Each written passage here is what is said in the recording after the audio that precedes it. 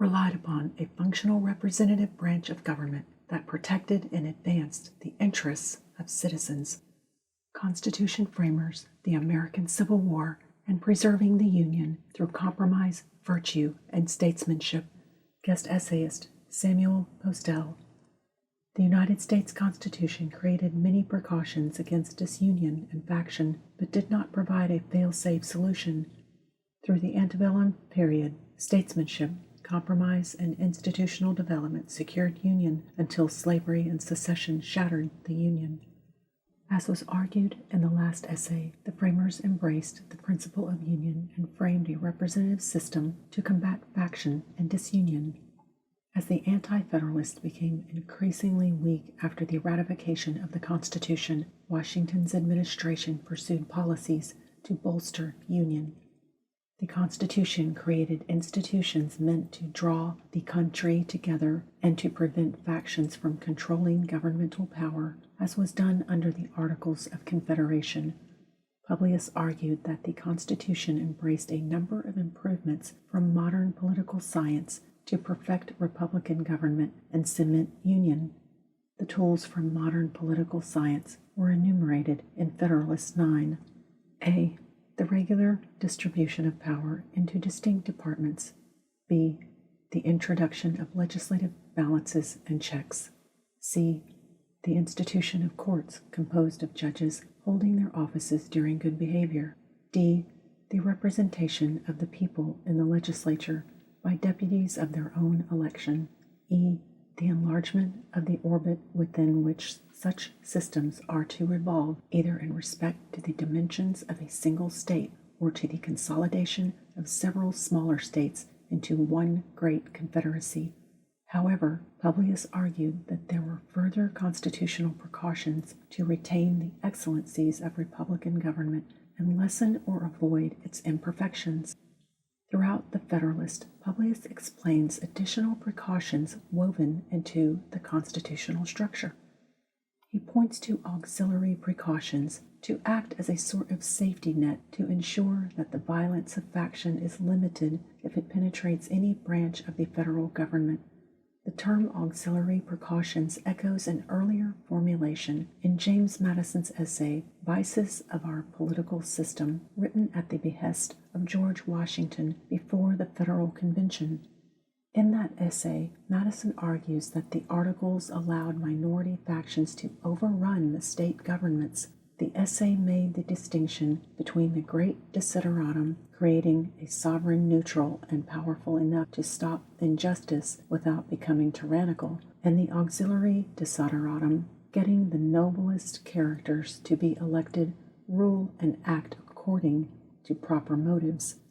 Thus, the most important object of the Constitution is the creation of an impartial and limited federal government to secure rights, and a secondary object is to ensure that the system is administered by virtuous citizens. Although Madison argued that creating a limited and partial government was fundamental, the framers believed that no free government could be maintained without proper administration from good rulers. The auxiliary precautions of the Constitution attempt to mitigate the harm that a faction might inflict if it gains power. As was argued in the last essay, an important aspect of securing an impartial government is distributing and maintaining the partitions of power, which requires that weak branches be fortified and strong branches be weakened. When Publius considers the branch that most needs fortified against, he settles upon the legislative because it was often the legislatures that dominated the state governments under the Articles. In Federalist 48, he arrives at the conclusion that in a representative republic where the executive magistracy is carefully limited both in the extent and duration of its power, and where the legislative power is exercised by an assembly which is inspired by a supposed influence over the people with an intrepid confidence in its own strength, which is sufficiently numerous to feel all the passions which actuate a multitude, yet not so numerous as to be incapable of pursuing the objects of its passions by means which reason prescribes. It is against the enterprising ambition of this department that the people ought to indulge all their jealousy and exhaust all their precautions. Notice the similarity between Publius' description of a legislature in Federalist 48 and a faction in Federalist 10. A legislature has a supposed influence over the people. It is a joint assembly which gives it the convenience of concert. It is numerous and can become impassioned through proceedings, yet it is small enough to make plans to approach its passion. In other words, the legislature gives a faction the power to exact its designs if it can properly organize itself. Publius therefore sought to limit it with auxiliary precautions such as a bicameral house with short terms, staggered elections, and two relatively large bodies. Note that Publius' assessment is almost the opposite of Alexis de Tocqueville's, who fears a soft despot seizing executive power and capitalizing from the lack of civic virtue among the people. Despite Publius' fears about the legislature throughout Washington's first term, it became clear that the legislature was too weak to organize itself and pursue an agenda. Instead of driving legislation, it took to the president. For instance, in 1791, Congress called upon Secretary of Treasury Alexander Hamilton to help frame economic legislation. The House spent several days debating the propriety of considering Hamilton's economic plans, but did not bother drafting or proposing any of its own. The numerous House of Representatives was so unorganized and heterogeneous that it was not capable of creating any bills to put on the floor for a vote. Perhaps Publius underestimated the natural strength of the legislature in large republics. Did he not understand the distinction between this federal legislature set over a large sphere and encompassing a variety of interests, and the state legislatures encompassing small territories with homogeneous interests under the Articles? By Thomas Jefferson's presidency, the Congress was no less dysfunctional. It was consensus that Congress was weak and looked to the presidency or the cabinet to drive federal policy. How different was this arrangement from the oligarchies in the state legislatures Madison criticized under the Articles? How much safer were minority rights from factions under this Constitution where the executive wielded such power? Why was the Congress so weak? President Jefferson noted that representatives are not yet sufficiently aware of the necessity of accommodation and mutual sacrifice of opinion for conducting a numerous assembly. An anecdote puts Jefferson's criticism a bit more sharply. After Jefferson's message in December of 1805 was referred to the Committee of the Whole, it took almost a full session to determine a single resolution. After the message was referred to the Committee of the Whole, a section on harbor defense was approved and turned to committee. The Committee on Defense determined measures, and then on January 23rd, the report was taken up by the Committee of the Whole. The Committee on Defense decided on a sum for harbor defense. The Committee of the Whole disagreed, then appointed a committee of two to call upon the President for more information. In February, the discussion was resumed. The House passed two resolutions, one sum for harbors and one sum for gunboats. A committee was then appointed to draft a bill in accord with these resolutions. On April 15th, the committee began its debate on the bill to appropriate the money for harbor defense. The process in 1805 led 4 different committees to discuss 2 resolutions for defense over the course of 5 months. And that was just one plank of a bill, considering one part of the President's annual message in just the House of Representatives. James Sterling Young notes that the biggest problem was that any legislator had the privilege of bringing forward at any moment such measures as suit his fancy, and any other legislator could postpone action on them indefinitely by the simple expedient of talking. In addition to institutional problems, the representatives lacked the revolutionary unity common at the time of the founding. One representative noted, "The more I know of 2 senators, the more I am impressed with the idea how unsuited they are ever to cooperate. Never were 2 substances more completely adapted to make each other explode." On one hand, a New England representative claimed of his Southern colleague that they were accustomed to speak in the tone of masters, and that the Westerners had a license of tongue incident to a wild and uncultivated state of society. With men of such states of mind and temperament, men educated in New England could have little pleasure in intercourse, less in controversy, and of course no sympathy. A Southern representative remarked of his New England colleagues that not one possesses the slightest tie of common interest or of common feeling with us. In addition to feelings of discord, there were physical altercations brought about by the pains of living in common boarding houses. An incident is recorded in Miss Shields' house when John Randolph, pouring out a glass of wine, dashed it in Representative Willis Alston's face. Alston sent a decanter at his head in return, and these and similar missiles continued to fly to and fro until there was much destruction of glassware. How were we to call ourselves a republic if the representative branch could not govern themselves at their own tables, let alone within the chambers of Congress? In Publius' lifetime, as in our own, Congress needed to develop institutional tools to overcome its weakness and become a functional branch of government. This was necessary if the ambition of the legislature was to become sufficient to check the ambition of the executive branch and preserve our republican form of government. Throughout the antebellum period, Congress developed institutional tools which allowed it to enact legislation without relying solely on the executive branch for direction. The most important institutional changes from the American Revolution through the antebellum period were rules, committees, coalitions, compromise, and statesmanship through oratory. Although I will not have the length to discuss each development in depth, I will cover some of the most important developments in Congress throughout the antebellum period. Henry Clay was the most seminal figure in developing the institutional reforms which allowed Congress to assume the role of legislative leader. On November 4, 1811, Clay was elected Speaker of the House on his first day as a member and on the first ballot. He won 75 votes, while William Bibb won 38 and Nathaniel Macon won 3. Mary Parker Follett remarks that Clay was elected more than any other speaker as leader of the House. Never before, and only once since, has a member been distinguished with the honor of an election to the chair upon his first appearance in the House. The caucus that met before electing Clay Speaker was clear about its intentions.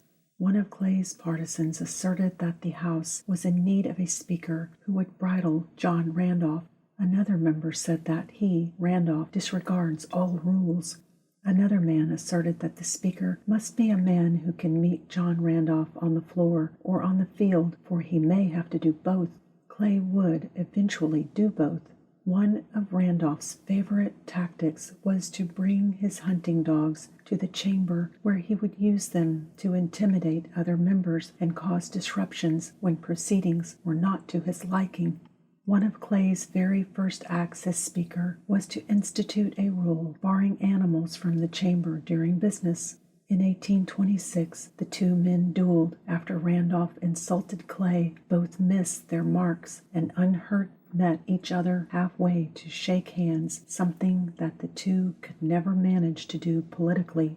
Clay's early rules were a sign of his prerogative as legislative leader. He believed that the majority in Congress, elected by a majority of the people, should be equipped with the tools to govern.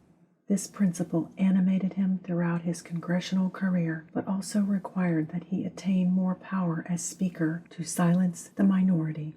Mary Parker Follett claims that Clay's leadership aimed at producing order. She writes, the new principles set forth during Clay's long service were, first, the increase of the Speaker's parliamentary power, secondly, the strengthening of his personal influence, and thirdly, the establishment of his position as a legislative leader. Clay drew criticism as he increased his power, but it was also clear that he was capable of passing policies that advanced the country into the boom of the Industrial Revolution. The most radical change in the House of Representatives during the antebellum period was a change that still characterizes it today: the creation of standing committees to expedite business and develop policy expertise. Between the War of 1812 and the Civil War, the House increasingly relied on standing committees to debate and amend measures. As this reliance on standing committees steadily expanded, the House's relationship with standing committees changed. Measures were first referred to committee for consideration, and only after being reported by committee were they debated by the full House. This expedited the lawmaking process because the Committee of the Whole allowed any member to debate on any bill and delay the majority, a liberty that the minority would slowly lose through the Clay speakership. But how much did the committee structure grow during the antebellum period? At the time of the founding, the House of Representatives had only one standing committee and relied on ad hoc committees. By 1810, the House had 10 standing committees. In 1816, the Senate established 12 permanent committees.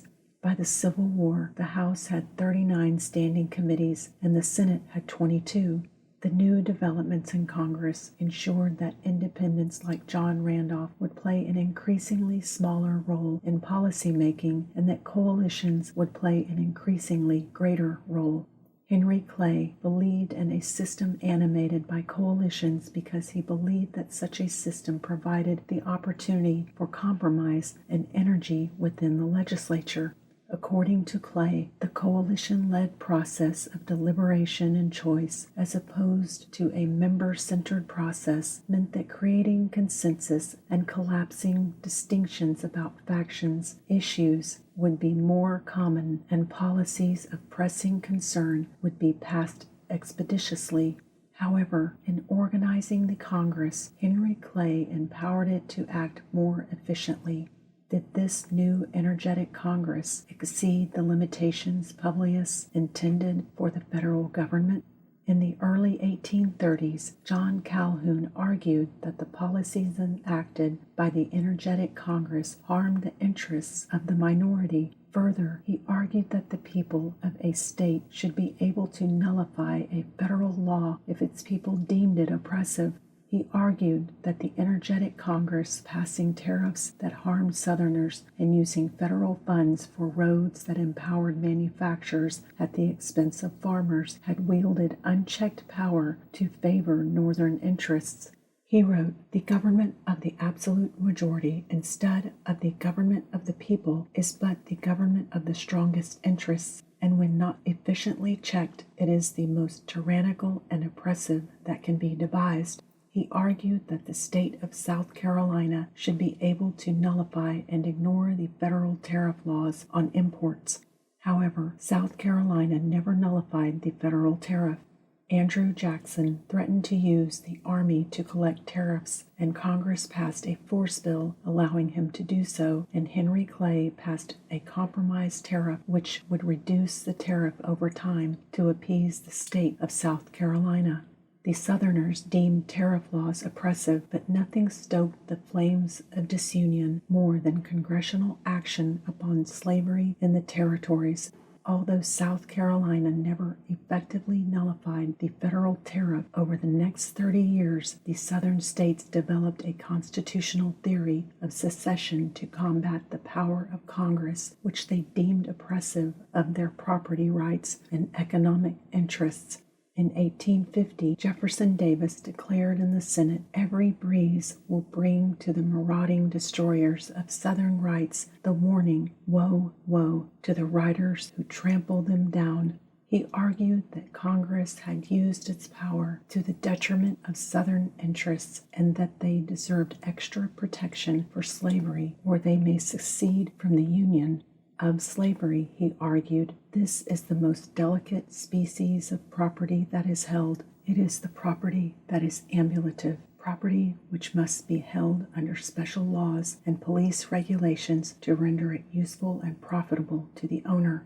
When Abraham Lincoln was elected, Jefferson Davis argued that Lincoln's hostility toward the expansion of slavery allowed the Southern states to secede from the Union. He argued secession belongs to a different class of remedies. It is to be justified upon the basis that the states are sovereign. There was a time when none denied it. As Dr. Eric Sands articulated for this study in his essay on the Civil War and Consequences of Secession, Lincoln argued that secession was unconstitutional and threatened the principle of self-government. He argued that there could be no form of Republican government if the losers of an election were free to secede in order to avoid the consequences of unpopular political beliefs. He said that the Union was perpetual. He argued that the Constitution intended that the Union endure forever, and that the doctrine of secession was contrary to the most fundamental premise of the Constitution. However, Davis and others argued that over the course of the antebellum period, the federal government had expanded its constitutional power and used those powers oppressively toward the interests of the slave states. Lincoln argued that Davis was wrong. States were not sovereigns under the Constitution, and the common interests of union superseded their individual interest in the expansion of slavery and the protection of slaves as property. Despite the philosophic differences, it is clear that as Congress lost the ability to collapse differences through virtue and statesmanship and promote union through compromise, the Union was destined to dissolve. The framers admitted that this was the case, that representative self-government relied upon a functional representative branch of government that protected and advanced the interests of citizens. Is our Congress capable of compromise, statesmanship, and advancing our common interests today? Perhaps the tools that quelled disunion throughout the antebellum period could help solve our congressional crisis today. Samuel Postell serves as Executive Director of the Center for Liberty and Learning at the Founders Classical Academy of Louisville, Texas. Mr. Postell graduated from Ashland University with undergraduate degrees in politics and English. He earned his master's degree in political thought from the University of Dallas and is working on his dissertation to complete his Ph.D. Mr. Postell is writing a book on Henry Clay and legislative statesmanship, a subject about which he frequently writes and publishes. He has also conducted studies for Ballotpedia and has frequently contributed to Law and Liberty and Constituting America. At Founders Classical Academy, he teaches courses on government and economics and has taught courses on American literature and rhetoric.